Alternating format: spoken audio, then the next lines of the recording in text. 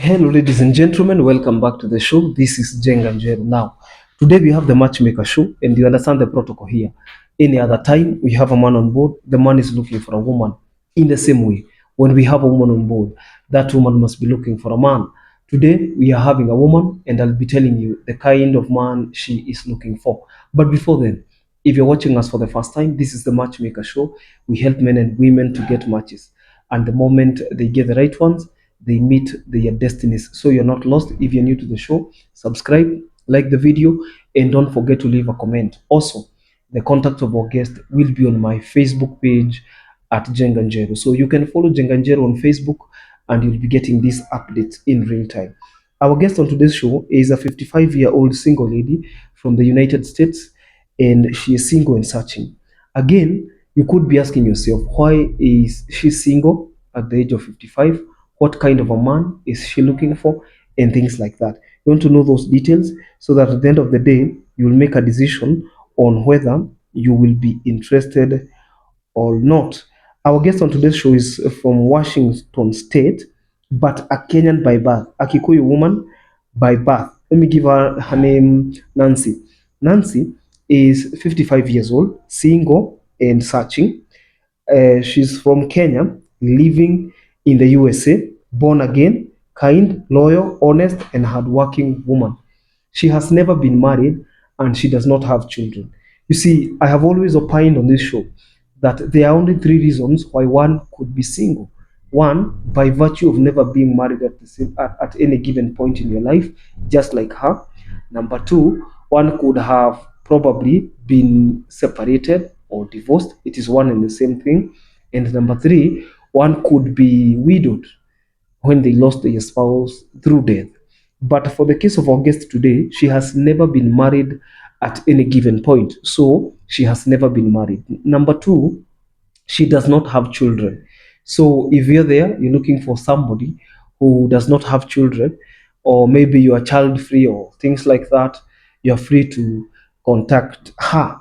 Now, at the age of 55, you would be interested to know what kind of a man is she looking for. She is looking for a man between the ages of 50 and 60. So if you're that man between the ages of 50 and 60, you stand higher chances. This man should have integrity and should not be a user of drugs. In other words, that man should not be subscribed to drinking, okay, smoking, and all manner of drug abuses. So she will not be comfortable with somebody who abuses drugs.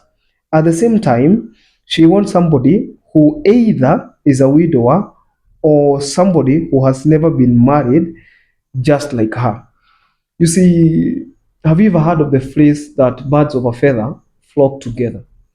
Most people think that marriage is a matter of life and death. No, it's not. In fact, most people that I've met and they have divorced, most of the people who gave up on their marriages did not at any given point envision themselves just like that. What they did is that either they got married to the wrong person, or out of desperation, or out of certain circumstances when they were under duress. Okay, maybe you are under distress, you make a decision, you get married, and then you realize this was just to help you overcome a certain season in your life. I have met people who are now divorced and they got married because they were pregnant at a very early age. You see, you have a young girl, she has dropped from college, she's so ashamed of what she's done. Maybe she feels like she has let the parents down, and for lack of a better choice, she decides to move in with that guy, irrespective of whether the guy is toxic, irrespective of whether she's the toxic one in that setup. And because you cannot hide away from reality, you realize that things like love and desire, falling in love and all that cannot be negotiated.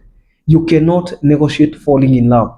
That is why I ask people, if you ever at any given point meet somebody and you feel like you're attracted to them and they are not attracted to you, don't even try to force. You cannot negotiate desire, can you? And that will form the basis of our next video, because I've seen people who cry, tear their clothes, go on fasting, and do all that. When somebody is not interested, there is nothing you can do about it. Now, Nancy is looking for somebody who is actually in the US. Okay, it is not necessarily that you should be in Washington State. That one is not mandatory. But if you're there, the better. If that person is in the US, they should be able to meet the minimum requirement, which is either widowed, okay, or the person has never been married at any given point. She does not want to entertain people who just want to get a second wife, and maybe you are calling and maybe you even have a wife. No, no, she doesn't plan to have an arrangement with that kind of a man. Also, the man should be a Christian. It is good to get a man who you share religion with, same beliefs, same values. You believe in the same things, you believe in the same ideologies, or you are more or less the same. Do you understand the point? And this man should at least attach his profile and a photo through her email, which I will pronounce here so that as many as of those who are interested can be able to get in touch. Okay, so towards the end of the video, I'm going to pronounce her email. It is also going to read here on the screen so that you will be able to interact with her. You understand that sometimes people are very busy and because of time difference, and there are people who don't even listen to instructions. You see, like Kenya and the US have a time difference. We are having a time difference. Maybe your morning is their evening, your evening is their morning. Sometimes you call somebody and it is late at night.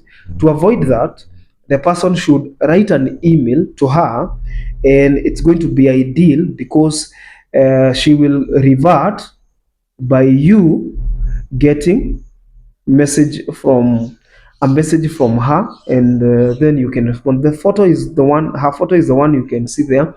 It's been cut a little bit. She wants some bit of privacy, but at the same time you will get all the full photos. Okay, you will get the full photos from her, because the moment you begin to interact, she doesn't want to be sending pictures to everyone, and maybe some of the candidates do not qualify. Okay, I'm wishing her well. Her email is mrembo70@yahoo.com. I repeat, mrembo70@yahoo.com.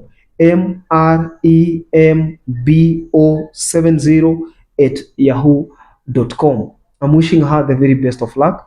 I hope she gets a good match. And just like any other person who is looking for a match, if you believe that this is your season, if you believe that this is your year, you should even consider getting posted, because you know, uh, faith is a shared responsibility with God, and faith without action is dead. You do your part, and God is committed to do His. Okay, you show up. This is like a marketplace. Whatever you don't market never sells.